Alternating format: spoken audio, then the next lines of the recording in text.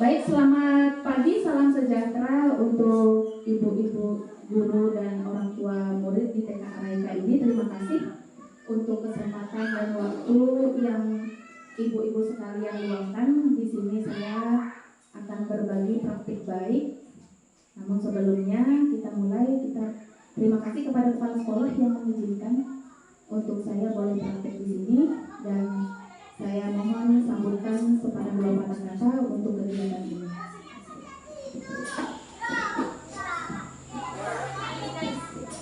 Ya, terima kasih atas waktu yang diberikan kepada kami. Di sini tidak panjang lebar untuk menyampaikan dua kata. Terima kasih juga kepada orang tua murid yang telah berkenan menghadiri acara ini yang dipimpin oleh Ibu Yunita, calon guru penggerak. Untuk waktu akan kami sediakan. Terima kasih.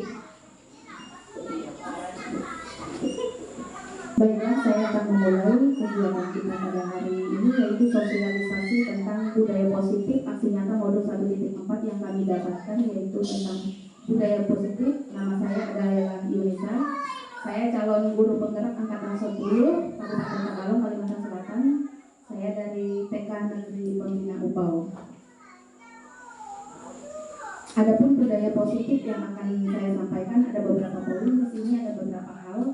Pertama yaitu disiplin positif dan nilai-nilai kebajikan. Yang kedua motivasi, hukuman dan penghargaan. Yang ketiga keyakinan kelas. Yang keempat kebutuhan dasar manusia. Yang kelima posisi kontrol seorang guru, dan yang keenam restitusi. Perubahan paradigma,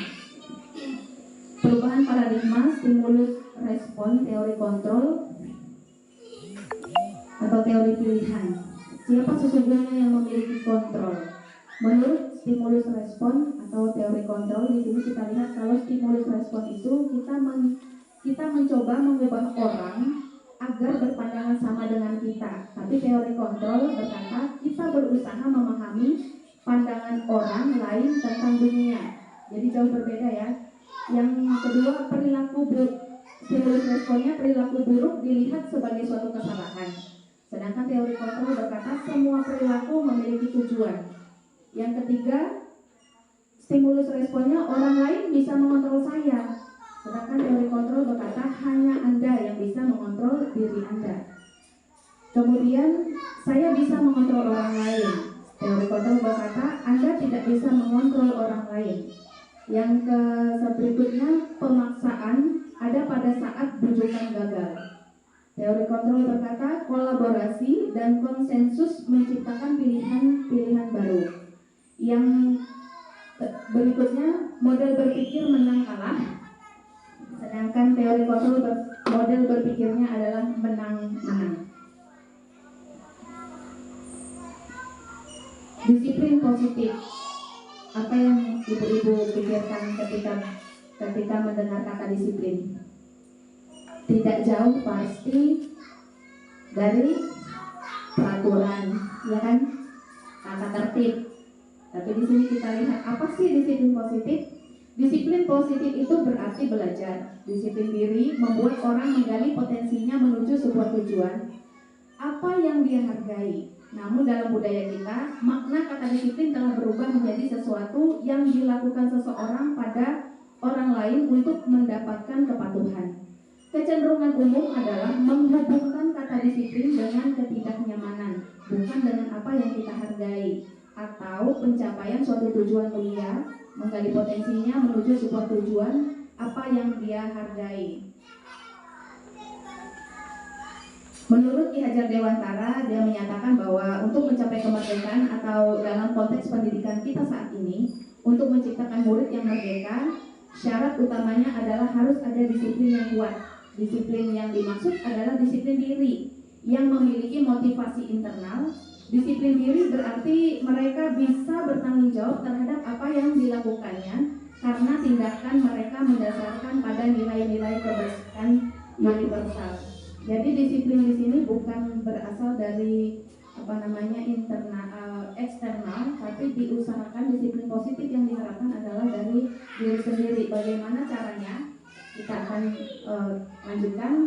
Ada nilai-nilai kebajikan universal yang akan kita tuju,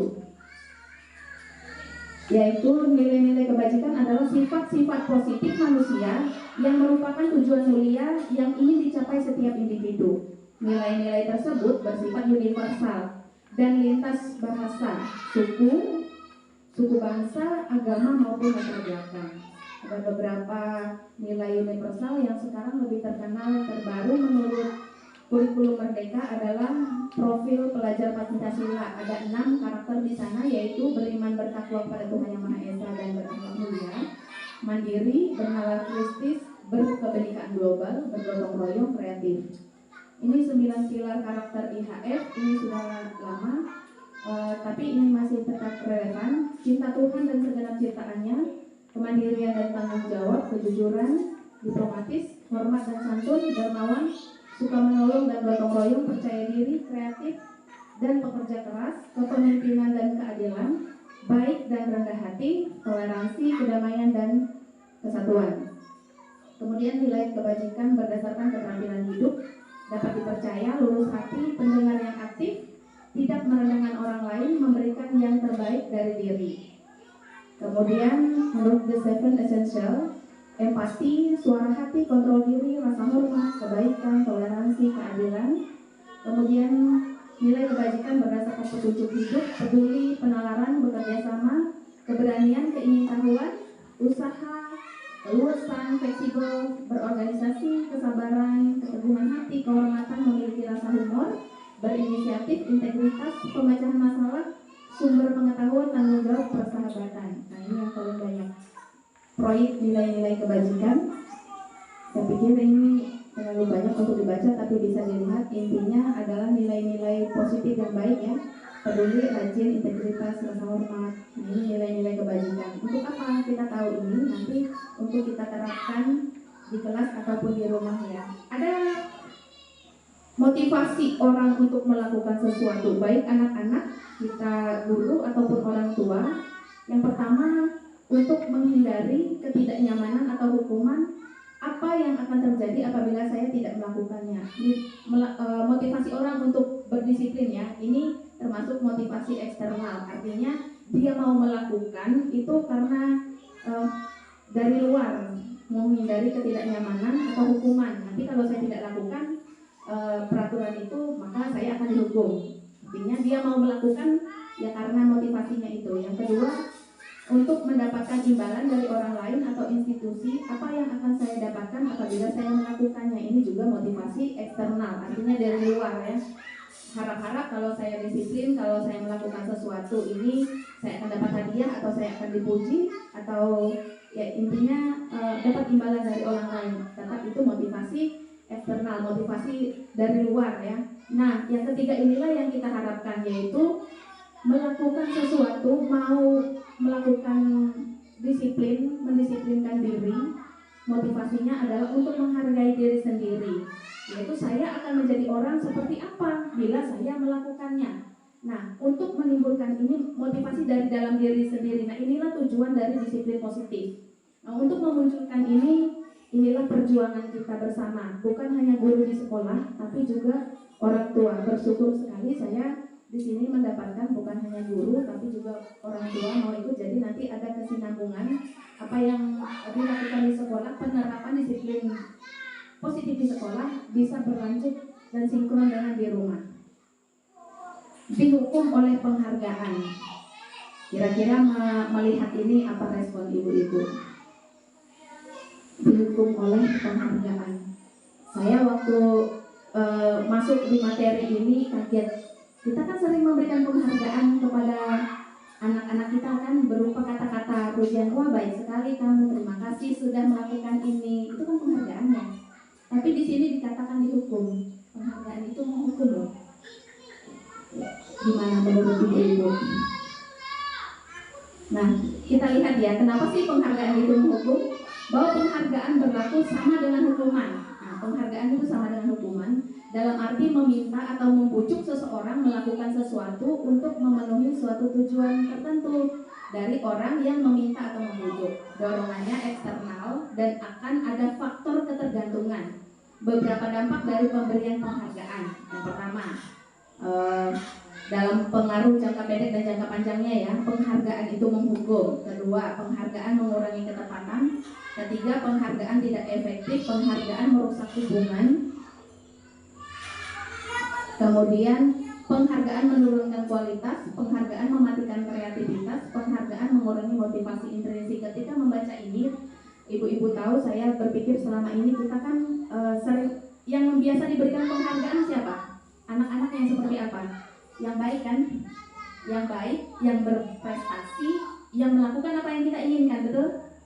Lalu bagaimana dengan anak-anak yang atau yang menjadi fokus perhatian biasanya adalah anak-anak kalau ya enggak bukan anak yang berprestasi atau yang baik sekali, anak-anak yang biasanya yang katakan bahasa kasarnya kita nakal, yang sering kita sebut nakal atau teramat aktif, itu yang menjadi perhatian kan? Yang kurang, yang paling diperhatikan guru biasanya yang paling kurang di kelas atau yang lebih. Nah lalu bagaimana kan ada anak-anak yang sedang kan? Yang di bawah standar nakal enggak, pintar dikatakan pintar enggak, tapi dia diam aja baik. Karena kita memberikan itu. Apa yang kita lakukan untuk anak-anak yang biasa-biasa saja? Tidak pernah kan? Dimarahin, tidak ada yang perlu dimarahin. Dihargai, mau menghargai apa? Iya kan? Nah, jadi inilah maksudnya penghargaan itu menghukum siapa? Kita memberikan penghargaan untuk yang melakukan yang baik, tapi kita menghukum orang-orang yang biasa loh. Lalu berpikirlah anak-anak yang biasa ini, apanya saya bisa dihargai ibu guru, apanya saya bisa disayangi ibu guru kayak si Anu. Sedangkan dia berusaha ingin juga seperti itu, tapi dia tidak bisa, karena dia adalah tipe anak yang biasa-biasa aja. Nah itulah makanya dikatakan menghukum, hukum untuk anak-anak yang biasa-biasa saja, seperti itu. Jadi dikatakan juga itu tidak efektif dalam pengertian untuk penghargaan itu untuk meningkatkan disiplin anak-anak. Nah, selanjutnya masuk kepada keyakinan kelas, disiplin positif, budaya positif yang lainnya adalah keyakinan kelas. Di sini ada membuat keyakinan kelas? Tidak ada ya. Itu nama. Baik. Jadi sekarang Ibu Kepala Sekolah dan Dewan Guru DKAWK untuk ketahui sekarang digencarkan bahwa membentuk bukan lagi peraturan kelas yang dibuat, bukan lagi peraturan kelas, tapi dinamakan keyakinan kelas atau kesepakatan kelas juga masih enak didengar. Kenapa? Ya, kita lihat seseorang akan lebih tergerak dan bersemangat untuk menjalankan keyakinannya daripada hanya sekedar mengikuti serangkaian peraturan tertulis tanpa makna, seperti mendengarkan dan memahami arti sesungguhnya tentang peraturan-peraturan yang diberikan. Apa nilai-nilai kebajikan di balik peraturan tersebut, apa tujuan utamanya, dan menjadi tidak tertarik atau takut sehingga hanya sekedar mengikuti serangkaian peraturan-peraturan yang mengatur mereka tanpa memahami tujuan mulia. Nah, pembentukan keyakinan sekolah atau kelas ya dengan caranya seperti ini. Keyakinan kelas itu bersifat lebih abstrak daripada peraturan yang lebih rinci dan konkret. Keyakinan kelas berupa pernyataan universal yang sudah saya tampilkan di depan tadi. Kemudian pernyataan keyakinan kelas senantiasa dibuat dalam bentuk positif. Kata-katanya positif ya, tidak boleh ada kata jangan dan tidak. Seperti itu. Kemudian keyakinan kelas hendaknya tidak terlalu banyak sehingga mudah diingat dan dipahami oleh semua warga kelas. Keyakinan kelas sebaiknya sesuatu yang dapat diterapkan di lingkungan tersebut. Semua warga kelas hendaknya ikut berkontribusi dalam pembuatan keyakinan kelas lewat kegiatan curah pendapat, kemudian bersedia meninjau kembali keyakinan kelas. Jadi setelah dibuat perlu terakhir itu ditinjau juga apakah. Nah ini perbedaan antara peraturan dan keyakinan. Peraturan berkata selalu kembalikan buku pada tempatnya. Kira-kira ini apa? Orang yang mau mengembalikan barang pada tempatnya itu mencerminkan orang yang seperti apa? Bertanggung jawab. Nah itu yang kita buat di keyakinan kelas. Jadi bukan. Kemudian dilarang mengganggu orang lain. Kan kalau anak-anak kan sering kita tanya, peraturan kelasnya apa? Jangan, tidak boleh mukul, ya kan Bu? Tidak boleh mukul, tidak boleh nyupit, dilarang bikin nangis teman, dilarang rebut mainan teman, semua seperti itu yang biasa sering anak-anak sebut. Dan saya pun tergerak karena ikut guru penggerak ini ya. Jadi dilarang mengganggu orang lain itu kalimat positifnya apa? Kira-kira?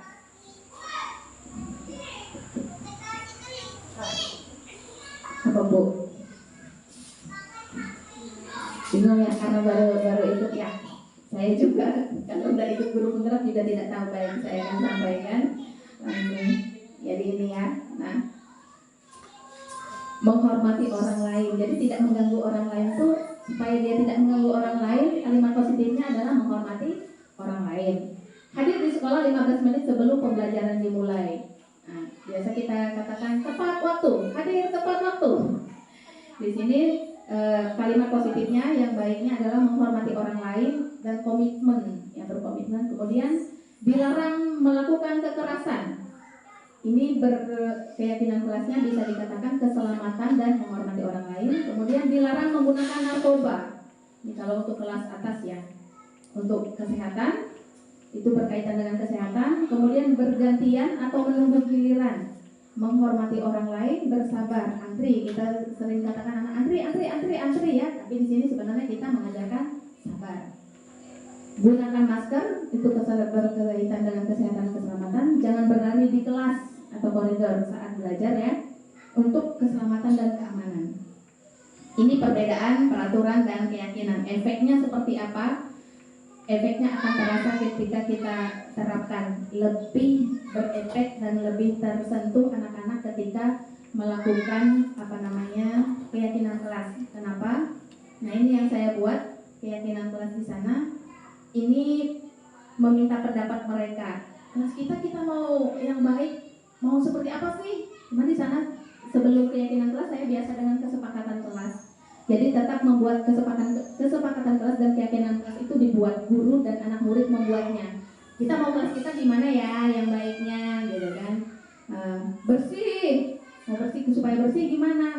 Pasti mereka berpikir ketika mereka membuang sampah sembarangan, mereka ingatkan ke keyakinan kelas. Keyakinan kelas kita apa? Menjaga kebersihan. Kemudian ketika ada anak-anak yang memukul temannya, ingatkan lagi keyakinan kelas kita apa? Oh, sayang teman, menghargai orang lain, seperti itu. Kemudian ketika dia tidak meletakkan sepatu pada rak sepatu atau tas sembarangan, atau dia tidak membereskan isi tasnya, kita ingatkan ke keyakinan kelas kita, yaitu bertanggung jawab. Ayo anak yang bertanggung jawab seperti apa? Nah, jadi mengingatkannya ke situ. Jadi bukan peraturan ya. Nah, kebutuhan budaya positif selanjutnya kita harus memahami ada 5 kebutuhan dasar manusia. Yang pertama, kebutuhan akan kasih sayang dan rasa diterima. Kebutuhan untuk disayangi dan rasa diterima meliputi kebutuhan akan hubungan dan koneksi sosial, kebutuhan untuk memberi dan menerima kasih sayang, dan kebutuhan untuk merasa menjadi bagian dari suatu kelompok. Kemudian yang kedua, kebutuhan akan kesenangan adalah kebutuhan untuk mencari kesenangan, bermain dan tertawa. Kebutuhan selanjutnya, kebutuhan bertahan hidup adalah kebutuhan yang bersifat fisiologis untuk bertahan hidup, misalnya kesehatan, rumah, dan makanan. Jadi jangan heran kalau ada anak yang merebut makanan temannya karena dia tidak punya makanan misalnya. Itu dia punya kebutuhan, berarti untuk memenuhi kebutuhannya itu bertahan hidup, rasanya dia ingin makan, gitu ya. Kemudian kebutuhan kesenangan, dia melakukan sesuatu. Kalau kita melihat sesuatu itu pasti ya nakal aja, padahal dia punya kebutuhan melakukan itu. Nah, disinilah yang kita paradigma yang perlu kita ubah, cara berpikir kita. Ketika kita melihat perilaku anak, kita menganalisa sebenarnya dia mau memenuhi kebutuhan apa sih? Ya, kebutuhan akan kesenangan. Oh, karena dia senang. Nah, oh karena dia ingin disayangi dan diterima. Oh, kemudian kebutuhan selanjutnya adalah kebebasan. Dia tidak mau melakukan sesuatu yang kita suruh. Kenapa? Karena dia pengen bebas. Lalu bagaimana caranya kita mengarahkan? Nanti ya kita belajar. Nah, kebutuhan akan mandiri, otonomi, mengatur dirinya sendiri. Dia tidak mau diatur orang, mau bebas ya, mau pilihannya sendiri. Kemudian kebutuhan penguasaan. Kebutuhan penguasaan ini berhubungan dengan kekuatan untuk mencapai sesuatu, menjadi kompeten, menjadi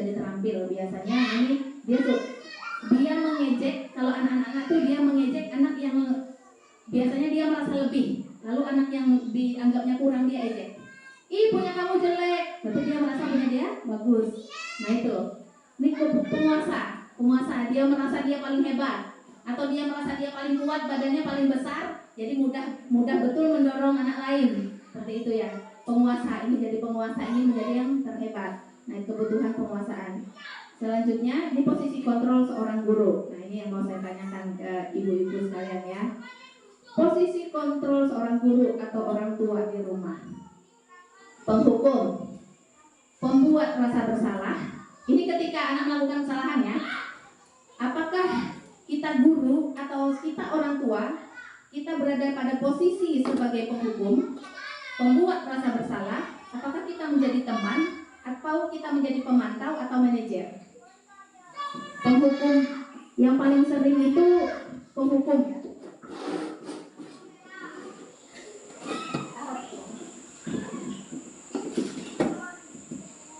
Penghukum itu ketika, saya jelaskan nanti.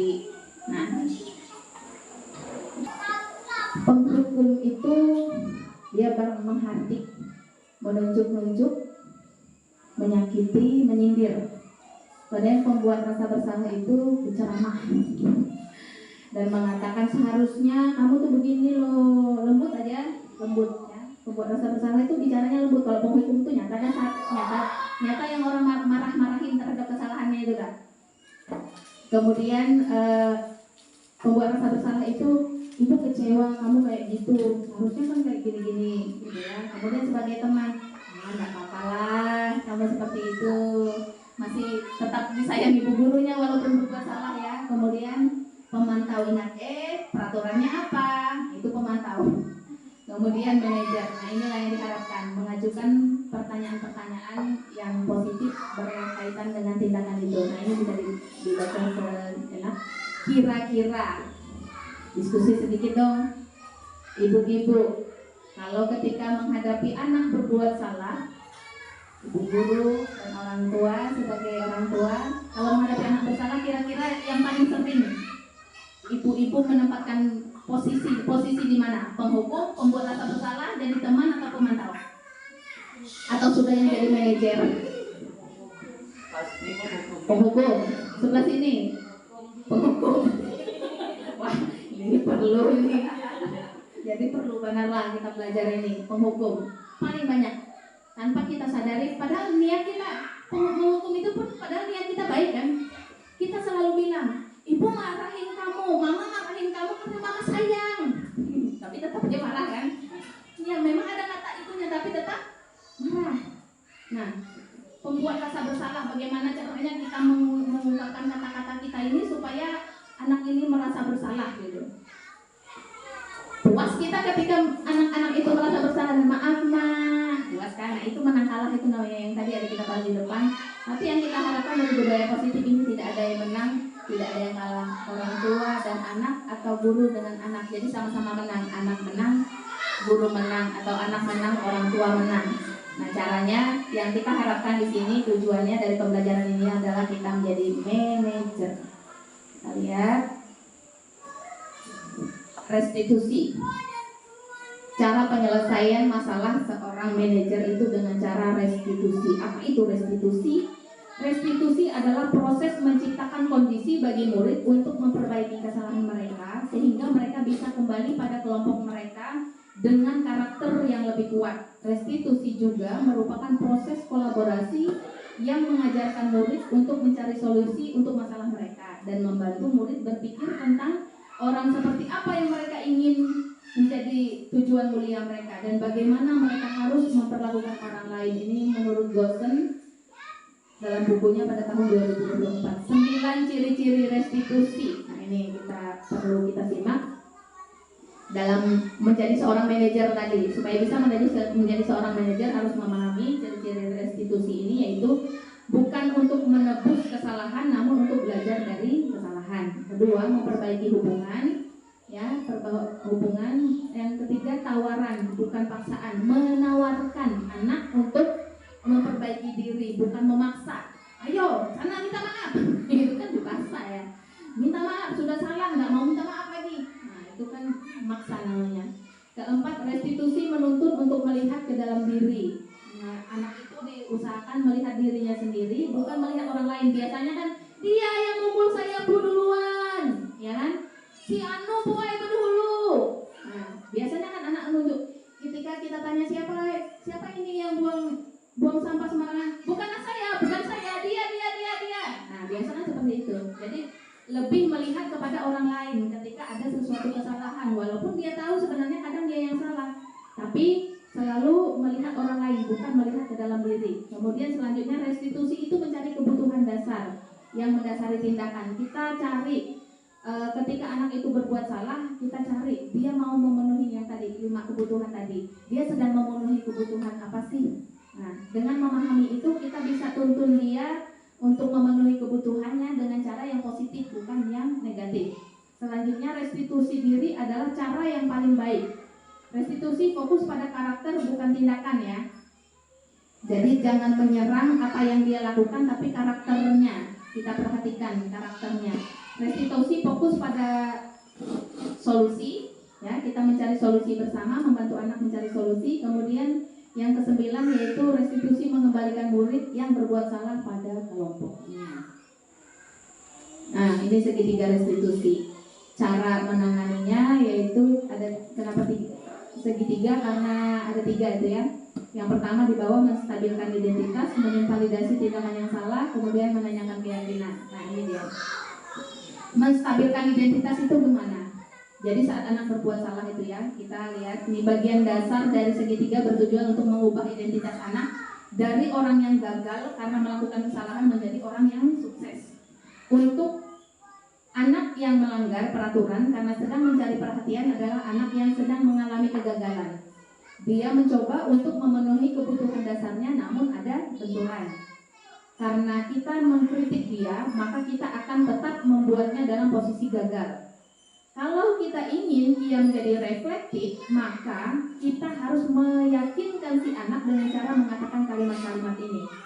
Jadi yang pertama itu tindakan ketika ada anak yang berbuat salah, kita stabilkan dulu identitasnya. Kan dia pasti itu merasa ada rasa bersalah dan ingin membela diri. Nah, kita mau katakan bahwa berbuat salah itu tidak apa-apa. Nah, semua orang pernah berbuat salah. Tapi sekarang katakan kita yang orang tua ataupun guru katakan ibu juga pernah berbuat salah. Nah, tapi sekarang bisakah kita selesaikan masalah ini?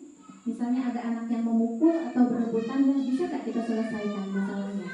Kemudian kita tidak mencari siapa yang salah, tapi kita mencari supaya masalahnya bisa diselesaikan. Nah, kamu berhak merasa begitu. Apakah kamu sedang menjadi teman yang baik untuk dirimu? Nah, ini pertanyaan-pertanyaan di tahap pertama, yaitu menstabilkan identitas anak tadi ya. Nah, setelah itu yang kedua adalah validasi tindakan yang salah. Setiap tindakan kita dilakukan dengan suatu tujuan, yaitu memenuhi kebutuhan dasar. Kalau kita memahami kebutuhan dasar apa yang mendasari sebuah tindakan, kita akan bisa menemukan cara-cara paling efektif untuk memenuhi kebutuhan tersebut. Jadi sekarang mari kita lihat ketika anak berbuat kesalahan, ketika anak memberontak, ketika anak tidak mau kita suruh, ketika anak katakan kita tidak mau kita atur, kita lihat dia sedang memenuhi kebutuhan apa, dia butuh apa sih dari tindakannya itu. Kita lihat dari 5 kebutuhan tadi ya. Ada kebutuhan yang pertama kasih sayang, yang kedua kesenangan, apa lagi? Ingat? Kebebasan, penguasaan, dan kebutuhan akan bertahan hidup, lebih kepada makanan ya. Nah, di sini yang dapat kita lakukan saat melakukan validasi tindakan adalah pertanyaan yang bisa kita ajukan tanpa menghakimi ya, tapi kita validasi kebutuhan mereka apa. Padahal kamu bisa melakukan hal yang lebih buruk dari ini ya. Kamu pasti punya alasan. Pasti kamu melakukan ini, kamu patut bangga dengan dirimu sendiri karena kamu telah melindungi sesuatu yang penting buat kamu. Kamu boleh mempertahankan sikap itu, tapi kamu harus menambahkan sikap yang baru. Ya, nggak apa-apa sih kamu seperti itu, tapi boleh dong ada sikap baru yang lebih baik. Nah, kita tawarkan seperti itu tahap kedua ya. Tahap ketiganya menanyakan keyakinan. Nah ini kalau kita membuat keyakinan kan kita kembalikan kepada keyakinan tadi. Apa sih yang kita yakini ya? Teori kontrol menyatakan bahwa kita pada dasarnya termotivasi secara internal. Ketika identitas sukses telah tercapai, langkah 1 dan langkah tingkah laku yang salah telah divalidasi, langkah kedua, maka anak akan siap untuk dihubungkan dengan nilai-nilai yang dia percaya dan berpindah menjadi orang yang dia inginkan. Pertanyaan yang bisa kita ajukan yaitu apa yang kita percaya. Setelah kita tadi mengkonfirmasi bahwa kita stabilkan dulu dia bahwa dia tidak tidak papa berbuat salah, semua orang bisa berbuat salah, jadi supaya dia tidak merasa dituduh terus ya. Kemudian yang kedua, kita ingatkan dia bahwa sesuatu yang dia lakukan itu kita ajak dia untuk bisa melihat ke hal yang lebih baik. Selanjutnya adalah apa yang kita ingatkan kepada keyakinan kelas atau keyakinan di keluarga yang kita sepakati. Apa yang kita percaya sebagai kelas atau keluarga, apa nilai-nilai umum yang kita telah sepakati, apa bayangan kita tentang kelas yang ideal, kamu mau jadi seperti orang yang seperti apa. Nah, penting untuk menanyakan ini kepada anak, karena kehidupan seperti apa nantinya yang mereka inginkan. Apakah kamu mau menjadi orang sukses, bertanggung jawab, atau bisa dipercaya. Nah ini contoh saya agak kalimatnya tidak bisa hanya sederhana dengan anak-anak yang kita bisa lakukan mempraktekkan restitusi itu tadi. Jadi disuruh disetting mereka melakukan satu kesalahan, ini mendorong temannya, lalu kita tanyakan kenapa, betulkah tadi mendorong? Iya. Kenapa mendorong? Karena temannya narik terlalu kencang seperti itu. Jadi katakan anggap dia tidak sengaja merasa seperti itu, tapi lalu tanyakan apakah sikap itu benar atau salah. Dia tahu salah. Lalu kalau kamu tahu kamu salah, kamu harus berbuat apa? Minta maaf. Jadi dia sendiri yang mencari solusi penyelesaian masalah itu.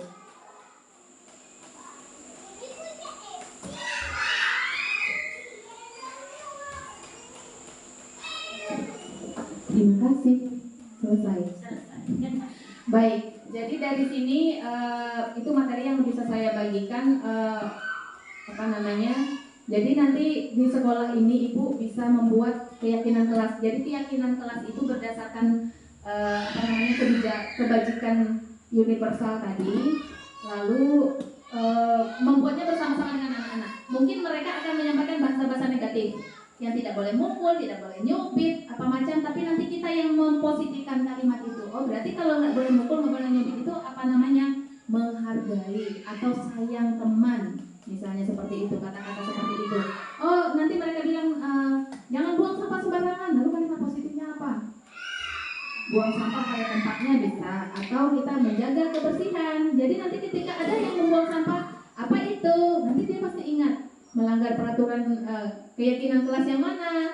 Nah, kebersihan Bu, nanti dia akan ingat seperti itu. Karena dibuat bersama, biasanya kan peraturan itu kita guru tempel sendiri. Datang tepat waktu, jangan membuang sampah sembarangan. Kita yang buat tanpa melibatkan anak. Ketika kita melibatkan anak, maka mereka akan ingat apa yang mereka buat. Nah itu untuk di sekolah. Nah progresnya ketika ini harus sinkron. Apa yang dilakukan di sekolah bisa juga dilakukan di rumah dengan oleh orang tua.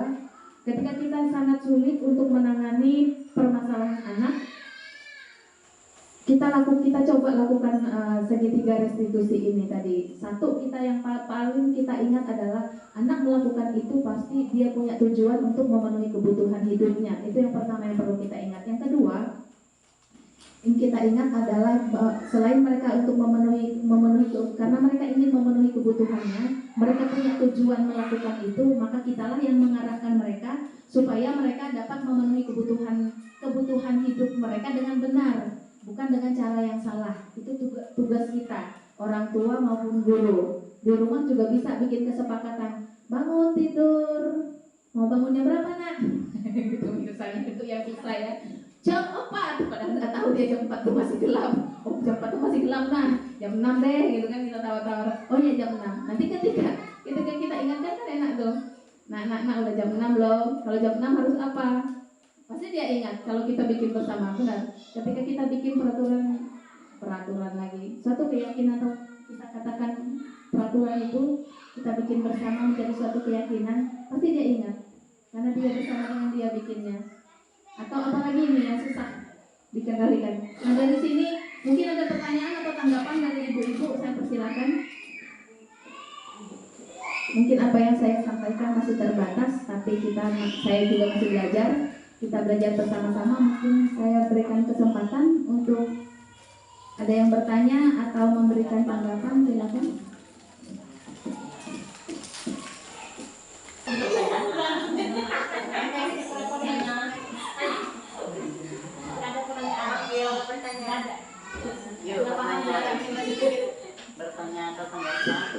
Kalau tidak ada pertanyaan, bolehlah memberikan tanggapan satu atau dua orang terhadap materi yang saya sampaikan, kira-kira bermanfaat atau tidak, atau membuka wawasan ibu-ibu atau tersentuh di bagian mana, oh baru tahu ternyata harus seperti itu, misalnya contohnya. Silakan berikan tanggapannya terhadap materi yang saya sampaikan. Satu dari sekolah ya, pihak sekolah. Satu dari orang tua muridnya. Saya mohon ada tanggapannya dari apa yang saya sampaikan ini.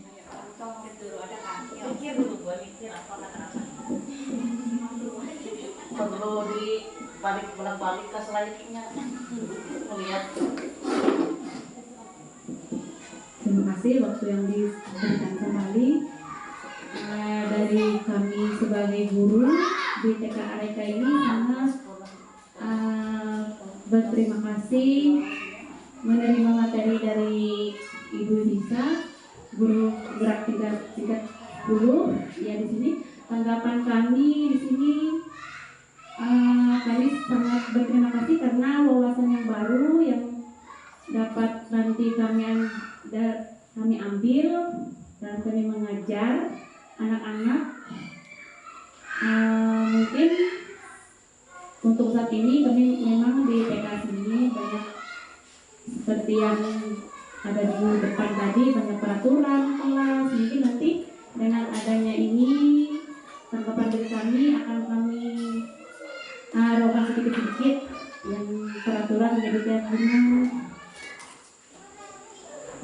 Dan penghargaan tadi boleh nanti mungkin membuat anak yang sedang akan bersemangat juga untuk terus belajar dan mencapai yang dia inginkan, supaya dia tidak merasa kalah ataupun tidak menang dengan anak yang lainnya. Mungkin dengan adanya program ini banyak membuka wawasan kami di guru di sini untuk kedepannya mengikuti pembelajaran tersebut. Kami mengucapkan terima kasih banyak kepada Ibu Nisa. Itu saja dari kami. Terima kasih. Baik, nanti Bu, saya akan bagikan jika perlu bantuan atau panduan untuk membuat keyakinan kelas secara khususnya dan untuk menerapkan budaya positif di sekolah. Silakan mungkin dari ibu-ibu satu mewakili tanggapannya terhadap materi yang disampaikan ini. Kan banyak ada berdasarkan kebutuhan dasar. Pernahkah kita memikirkan anak itu melakukan itu karena ada kebutuhannya? Ya, itu refleksikan. Kemudian posisi kita nih yang perlu kita ubah. Kalau kita saat ini merasa berada di posisi sebagai penghukum, membuat rasa bersalah atau pemantau dengan peraturan, belajarlah sedikit-sedikit, paling kada jadi pemantau sebelum jadi manajer. Silakan Mama Monika, Ibu Helwin.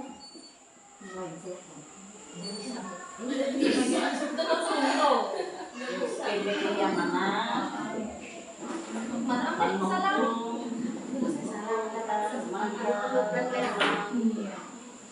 Terima kasih atas kesempatan yang diberikan kepada kita. Mungkin ada sedikit dari ibu yang mewakili. Ya, Mungkin ada materi ini terasa ada peraturan yang baru lah bagi ibu yang bisa kami terapkan di dalam lingkungan keluarga. Memang bagus materi ini, tapi masih jauh dengan apa? Iya, terapannya sangat bagus, baik di sekolah maupun di rumah.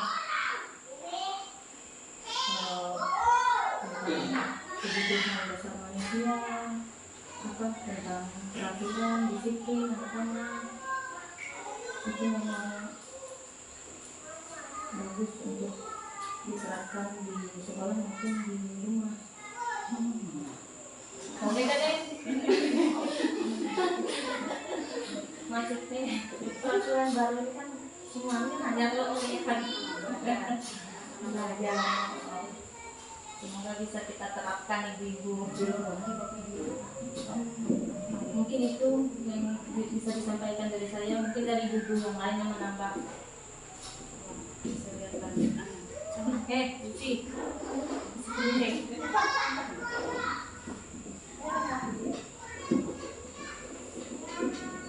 Ada lagi yang mau memberikan tanggapannya?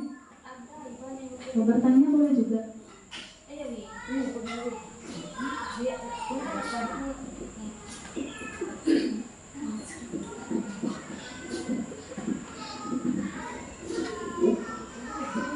Terima kasih atas kesempatan yang diberikan. Saya di sini tidak bertanya, cuma saya menanggapi dari beberapa hal yang dijawab lima. Ya. Posisi kontrol seorang ibu, seorang guru dan seorang ibu mungkin saya kira-kira tidak beda jauh ya, karena bedanya mungkin di rumah kita sebagai seorang ibu dan seorang ibu di sekolah adalah guru. Nah jadi kadang-kadang ya pengalaman kita sebagai seorang ibu, apalagi saya kan sudah mempunyai anak 3 orang, terkadang memang di antara kelima itu posisi kontrol kita kadang-kadang kita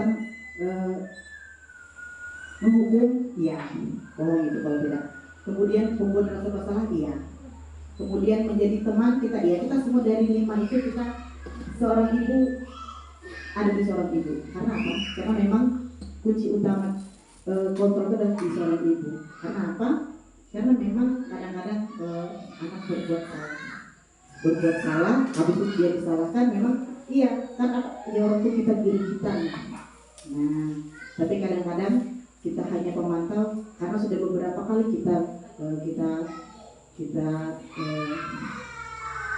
sampaikan begini dan dia tidak ingin, ya saya kadang-kadang saya biarkan dia apa yang dia inginkan, dia mengekspresikan apa yang menjadi penguasaan dirinya seperti apa, dia maunya ke arah yang mana. Kan kadang-kadang kalau disuruh A, ya nanti beda lagi dikerjakan. Nah jadi memang kalau untuk memantau, ya kita seorang ibu yang memantau karena sudah sering kita arahkan begini begitu. Mungkin beda yang kita arahkan, dia mau seperti apa yang kita biasalah, dia mau berekspresi seperti apa kita biarkan. Kalau untuk kayak apa tuh yang nomor 2 memberi misal apa itu memberi masalah, ya kadang-kadang kan dia disuruh ini tapi nah harusnya tadi begini, harusnya itu, nah kadang semuanya itu ada pada ibu. Itu saja. Iya, terima kasih. Ini yang menambahkan pengalaman menjadi seorang ibu.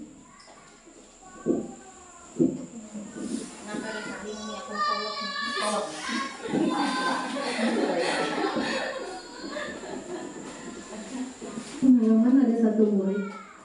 Jadi dia ini terlihat sekali seperti dia saling marhain. Kenapa saya berkata demikian? Jadi ketika dia membuat kesalahan di kelas, membuat temannya marah atau membuat temannya menangis, dia bilang, marahin aja. Pasti semua marah-marah. Di rumah mama marah, Ita marah, ini marah, semua marah. Jadi dia tahu sudah pasti dengan kelakuannya itu dia pasti dimarah. Jadi kasihan banget kan dengan anak-anak yang seperti itu. Nah inilah solusi bagaimana kadang kami juga sebagai guru Kalau di rumah kan cuma 3 Bu anaknya si ibu. Kami banyak banget Bu anaknya di kelas 15 lebih. Dengan berbagai macam karakter, memahami kebutuhan anak itu tidak gampang. Tapi inilah yang kami pelajari di guru penggerak, bagaimana sedapat mungkin, karena semua anak punya kebutuhan sendiri, dan itulah yang diharapkan dari pendidikan guru penggerak ini nanti, menerapkan pembelajaran yang berdasarkan kebutuhan anak. Jadi dengan kebutuhan mereka yang berbeda-beda itu diharapkan guru bisa mengcover semua. Jadi tidak menyamakan semua materi pembelajaran yang diberikan. Jangan paksa anak yang ada mau mewarnai. Jangan paksa anak yang tidak mau menulis untuk terus menulis. Ya mungkin dia senang menari, itu kepandaian kecerdasannya di situ.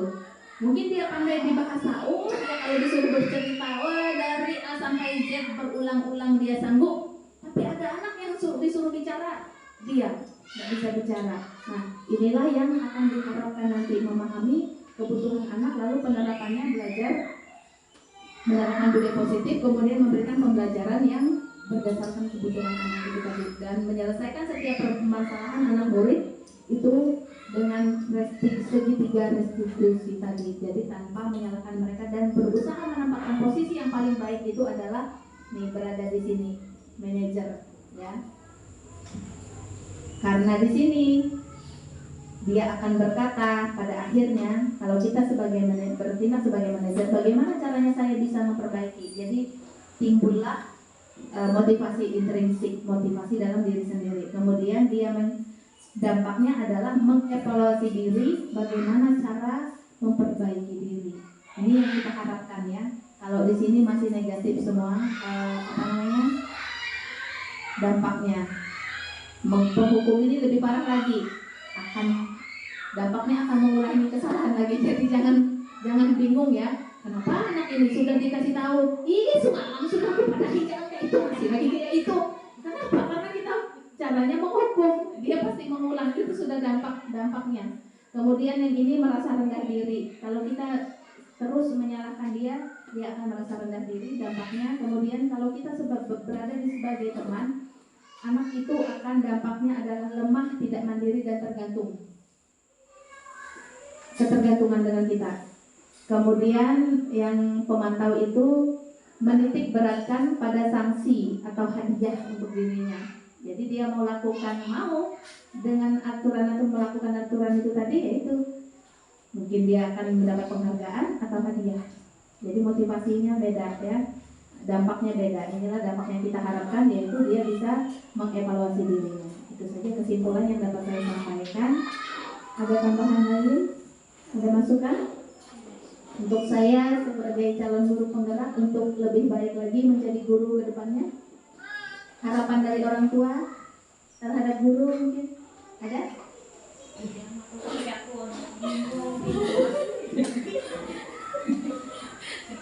Baiklah, jika tidak ada, saya mengucapkan terima kasih banyak untuk kesempatan dan waktu ini. Ibu-ibu meluangkan waktunya untuk dapat mendengarkan sosialisasi budaya positif yang saya sampaikan pada saat ini. Saya berharap ini berdampak pada diri saya sebagai guru, tidak lagi menjadi guru yang biasa-biasa saja, tapi saya bisa menjadi guru yang diharapkan dalam pendidikan guru penggerak ini, memahami kebutuhan murid, melaksanakan pembelajaran berdasarkan kebutuhan murid. Itu nanti ini masuk di modul kedua, yaitu pembelajaran berdiferensiasi. Nah, sekarang bisa menerapkan budaya positif ini. Dan berharap juga dengan saya membagikan di sini, ibu-ibu guru di sini juga bisa menerapkan, dan juga mau jadi guru penggeraknya nanti. Tidak jadi guru penggerak tapi bisa menerapkan pendidikan guru penggerak di sekolah, ini juga sudah luar biasa. Itu yang kita harapkan, bisa kerjasama, ya, antara guru dan orang tua juga saling mendukung dalam pendidikan. Masih bukan lagi kita melihat kepada kesalahan yang nampak, ya, tapi kita lihat di belakang yang mendasari yang melakukan itu. Mari kita lihat anak-anak kita sebagai anak-anak yang unik, anak-anak yang hebat, anak-anak yang luar biasa. Walaupun luar biasa bergeraknya, luar biasa hebatnya. Itu kita tanamkan dalam diri kita. Anak-anak kita adalah anak-anak hebat, anak-anak pintar, anak-anak unik, anak-anak anugerah Tuhan yang luar biasa. Apapun yang mereka lakukan semua ada dasarnya, ada kebutuhan yang perlu mereka penuhi. Demikian yang dapat saya sampaikan. Terima kasih untuk waktu ini. Semoga ini dapat bermanfaat di sekolah maupun di rumah bagi ibu-ibu yang boleh hadir saat ini. Terima kasih. Waktu kami kembalikan kepada kepala sekolah.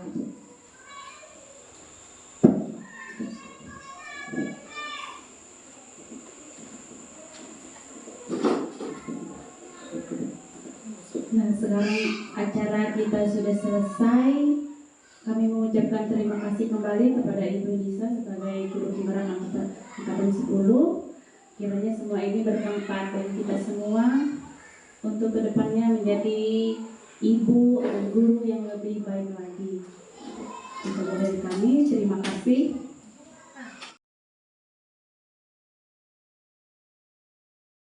Baik anak-anak, hari ini kita akan membuat keyakinan kelas. Keyakinan kelas itu kalau kemarin namanya punya kita kesepakatan kelas.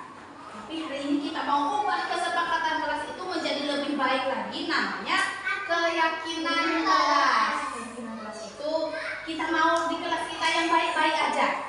Kira-kira anak-anak maunya supaya kelas kita baik, tertib dan bagus bagaimana? Kita yakin supaya kelas kita harus saling membantu. Apa lagi? Kesepakatan kelas kita ingat apa? Harus apa? Sayang teman. Terus apa lagi? Jangan buang di lantai sampahnya. Iya, buang sampah pada tempatnya supaya kelas kita bersih. Datang tepat waktu. Apa lagi? Apa lagi? Bicara yang baik. Bicara pelan. Ibu tulis ya. 1. Apa tadi? Datang tepat waktu. Datang tepat waktu. Apa lagi? Jangan buang sampah di tempat sampah. Buang sampah. Di tempat sampah. Buang sampah di tempat sampah. Jangan sampai jatuh. Kayak di kelas kita tuh jatuh. Terus sepak. Siapa tanya? Mereka. Kok mereka itu? Oh, teman-teman tadi kalau kita pakai habis. Buang sampah pada tempatnya. Terus 3 apa lagi? 3 tadi apa 3? Sayang teman. Sayang teman. Kalau ngumpul itu sayang teman enggak? Enggak. Bicara teman.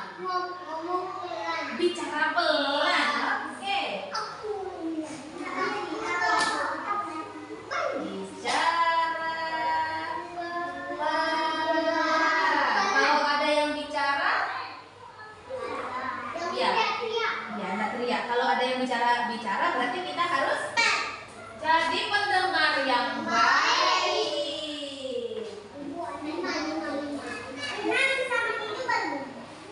Pendengar yang baik. Ada lagi enggak? Sudah, datang tepat waktu. Cukup? Cukup? Cukup. Iya. Oh, taruh sepatu di rak sepatu. Itu namanya bertanggung jawab, itu namanya ya. Bertanggung jawab.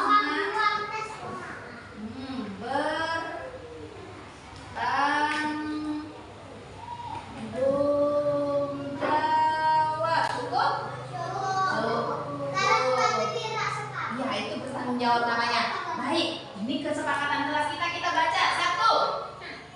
Datang. Kita baca. Kayak kita baca keyakinan kelas B2 kita. 1. Datang.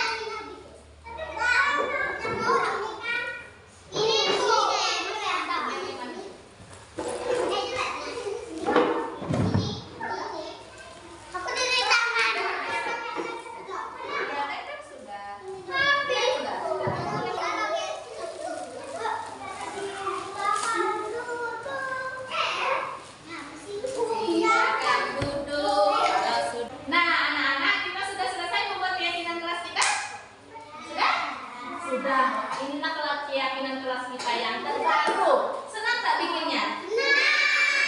Siap jadi anak-anak hebat? Siap jadi anak-anak yang selalu sayang teman? Siap jadi anak yang bertanggung jawab?